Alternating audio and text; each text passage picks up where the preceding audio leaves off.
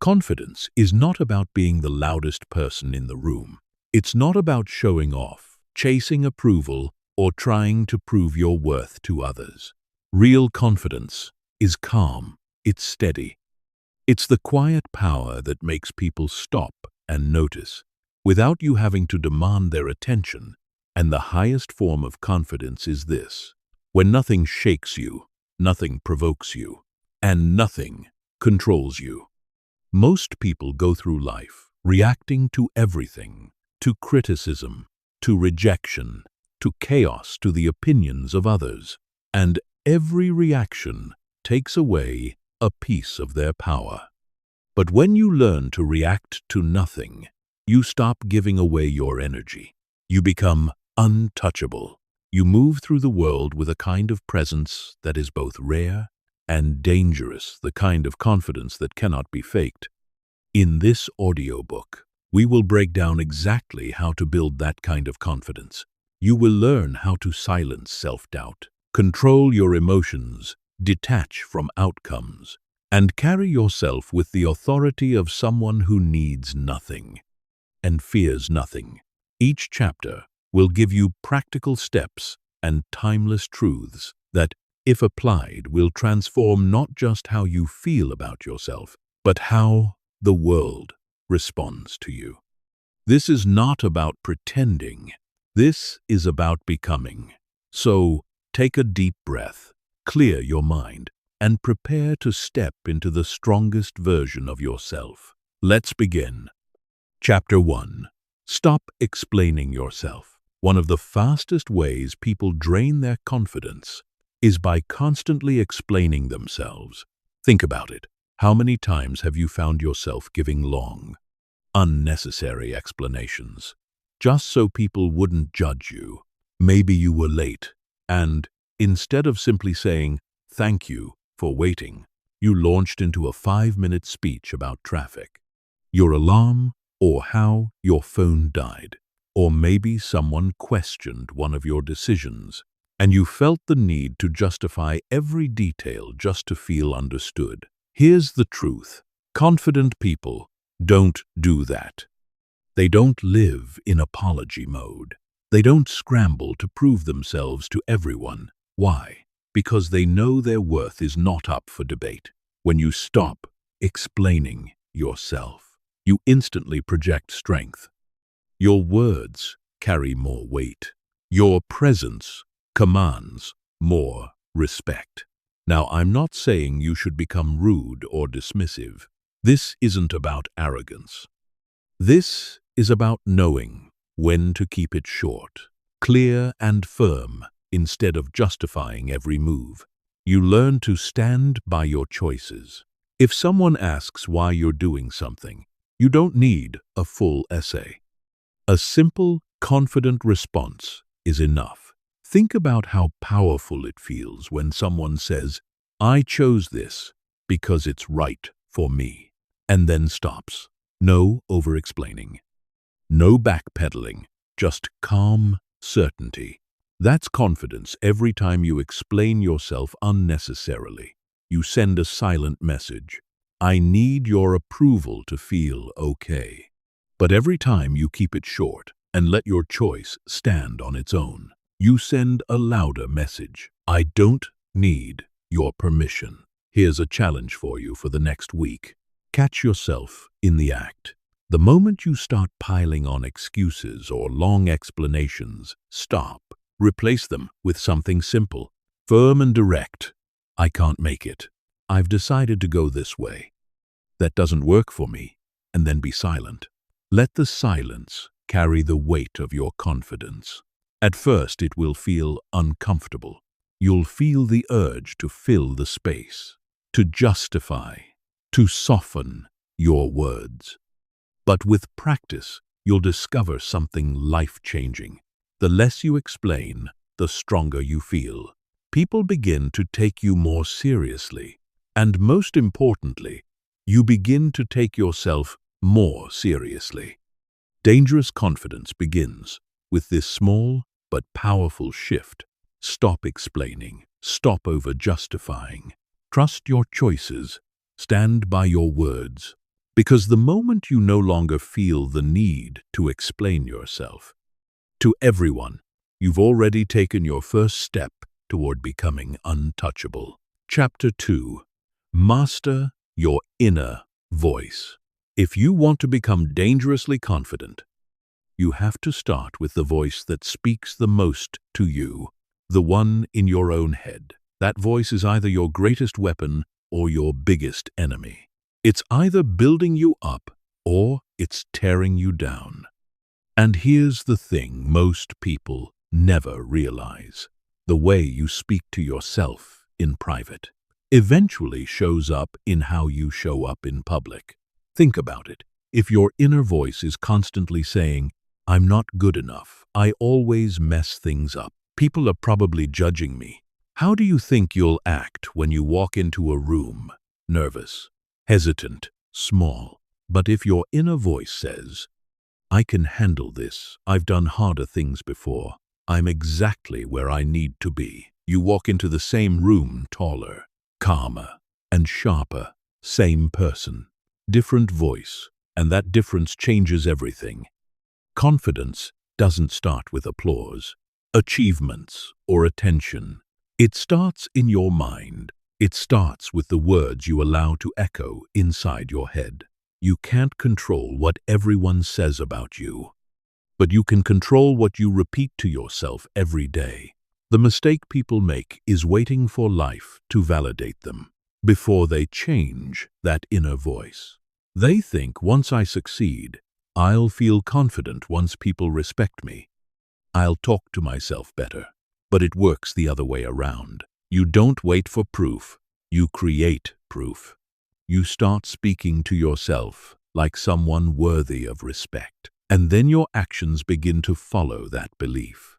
Here's the secret: your brain believes repetition. Whatever you repeat to yourself becomes your truth. Say you're weak long enough, and you'll start to shrink into weakness. Say you're capable, strong, and calm long enough, and you'll start to rise to meet those words. The inner voice is like a thermostat. It sets the temperature of your confidence. If it's low, you'll always sink back down, no matter how much outside success you taste. If it's high, you'll rise above challenges, because you believe you belong at that level. So how do you master this inner voice? Start by catching it in the act. Pay attention to the quiet lines you whisper to yourself. During the day when you mess up, do you say, "I'm so stupid"? Or do you say, "That's okay, I'll do better next time"? When you look in the mirror, do you find every flaw? Or do you remind yourself that you're showing up, you're improving, and you're worthy? These small moments shape everything. The goal isn't fake positivity. You don't have to tell yourself you're perfect. Dangerous confidence isn't about lying to yourself. It's about speaking with strength even when things aren't perfect. It's about choosing words that build, not words that destroy. For example, instead of "I can't handle this," you say, "This is hard, but I'll figure it out." Instead of "I always fail," you say, "Every setback teaches me something that makes me stronger." When you start directing your inner voice, instead of letting it run wild, you'll notice something powerful. You'll stop reacting so harshly to challenges, criticism, and rejection. Why? Because your mind is already trained to back you up. It becomes your strongest ally instead of your worst critic. Let me give you a challenge for the next 30 days. Every morning, tell yourself 3 things out loud. I respect myself. I can handle anything that comes today. I don't need anyone's approval to move forward. It may feel awkward at first, but say those lines every day and watch how your body starts to carry them. Watch how your energy changes in conversations. Watch how you walk into situations differently. Your inner voice is the foundation of your confidence. Master it, and you won't just appear confident. You'll feel it in your bones. And once you feel it, no one can take it from you. Because here's the truth: Confidence isn't what happens when others believe in you. Confidence is what happens when you believe in yourself first. And that belief begins with the voice inside your head. Chapter 3. Build respect before confidence. Every kind of lasting confidence starts with one simple truth. You cannot feel powerful if you don't respect yourself first. Respect is the foundation. Without it, confidence is nothing more than an act, a mask you wear to convince others while deep down you're still unsure. But when you build real self-respect, confidence stops being an act. It becomes who you are. Think about how you treat people. You respect. You listen to them. You value their time. You trust their decisions. Now ask yourself honestly, do you treat yourself the same way? Or do you cut yourself down with criticism? Ignore your needs and allow people to cross your boundaries. Because deep down, you don't see yourself as worthy. The truth is, the way you treat yourself sets the standard for how the world treats you. If you disrespect your own time, others will too. If you speak poorly to yourself, you'll tolerate others speaking the same way. But when you start showing yourself respect, when you hold yourself to a higher standard, people around you sense it. They respond differently. And that is where dangerous confidence begins to take shape. Self-respect doesn't come from big achievements. It comes from the small daily choices that tell your mind, I matter. Keeping promises to yourself. Following through when you say you'll do something. Not settling for situations that go against your values. Each act of respect you show yourself builds strength inside you. When you wake up early because you said you would, that's respect. When you walk away from a toxic conversation instead of trying to win approval, that's respect. When you set a boundary and hold it, that's respect. Every one of these choices may look small on the outside, but together they create the deep, unshakable feeling that you can trust yourself. And once you trust yourself, confidence flows naturally. Here's the key. Respect yourself first, and the world has no choice but to adjust. You no longer beg for recognition. You no longer explain or prove your worth.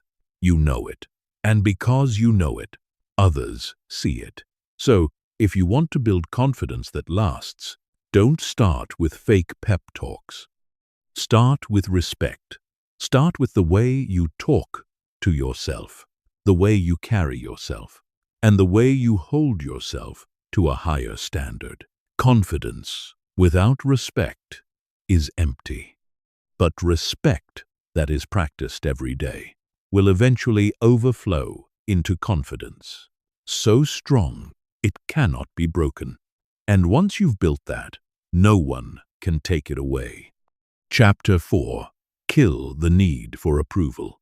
One of the biggest traps that steals confidence is the constant need for approval. You know what I mean. That itch inside that asks, do they like me? Do they agree with me? Am I good enough in their eyes? It's subtle, but it controls so many people's lives. They dress not for themselves, but for what others might say. They post on social media, not to share, but to be validated. They chase compliments, avoid criticism, and feel crushed when someone doesn't clap for them. Here's the problem. When your confidence depends on approval, it will always be fragile, because approval can be given and approval can be taken away. One moment, people are cheering for you. The next moment, they're criticizing you. And if your self-worth rises and falls with their reactions, you'll live like a puppet pulled by strings you can't control. The truth is, no one in this world owes you approval, and no one's opinion should have the power to define you. When you kill the need for approval, you free yourself. You stop chasing applause and start focusing on living with authenticity. You stop bending your life to fit other people's expectations and start building a life that feels right to you. That's where dangerous confidence comes from. Think about the people you admire the most. Are they the ones who try to please everyone? Or are they the ones who stand firm even when people disagree? It's always the second group, because real strength is not in being liked by all. It's in being respected for standing true. Now let me be clear, there's nothing wrong with enjoying praise. There's nothing wrong with being happy. When someone appreciates your work, the problem comes when you need it, when you depend on it to feel valuable. The moment you depend on it, you hand over your power. You give other people the remote control to your emotions. And let me tell you, people change channels fast. So how do you kill this need? Start small. Practice saying no without explaining. Practice making decisions based on what you know is right for you, even if others won't understand. Remind yourself daily their approval is optional. My self-respect is not. You'll notice something powerful when you stop chasing approval. At first, some people won't like it. They might call you arrogant, selfish, or stubborn, but stay steady, because in time, those same people will begin to respect you more than they ever did when you were bending for their acceptance. Why? Because people may enjoy it when you seek their approval, but they admire it when you don't need it. Dangerous confidence is born when you walk into a room and don't wonder, will they like me instead, you think? Do I respect myself in how I show up here? That shift changes everything. It takes you out of the role of performer and puts you in the role of leader. The world doesn't need another person begging for likes, chasing applause, or waiting for permission. The world respects the person who doesn't need any of it. The one who moves forward with or without approval. The one who lives as though they already have everything they need inside. And that can be you. The day you stop chasing approval, you step into a new kind of freedom. You stop reacting to every comment, every look, every bit of criticism. You start living on your own terms. That's when people notice you. Not because you ask them to, but because they can't ignore. Someone who doesn't need their validation. And that right there is dangerous confidence. Chapter 5. Respond with silence, not emotion. One of the greatest signs of confidence is not how loud you can be, but how quiet you can remain. Most people believe strength is about having the last word, about showing everyone how smart or sharp they are. But true strength is often the opposite. It's the ability to stay calm, stay silent, and not be pulled into every emotional battle. Think about it. How often do people lose their power because they couldn't keep quiet? Someone criticizes them, and they snap back. Someone disrespects them, and they explode. Someone challenges them, and they rush to defend themselves. In that moment, they think they're showing strength, but really, they're showing that their emotions are in control. And when your emotions control you, your power is gone. Silence, on the other hand, is disarming. It's unsettling.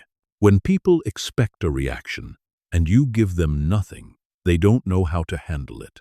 They push and you don't move. They attack and you stay steady. That's what makes silence powerful. It shows that you are not easily shaken, that you cannot be manipulated. Now, let's be clear. Silence doesn't mean weakness. It doesn't mean you let people walk all over.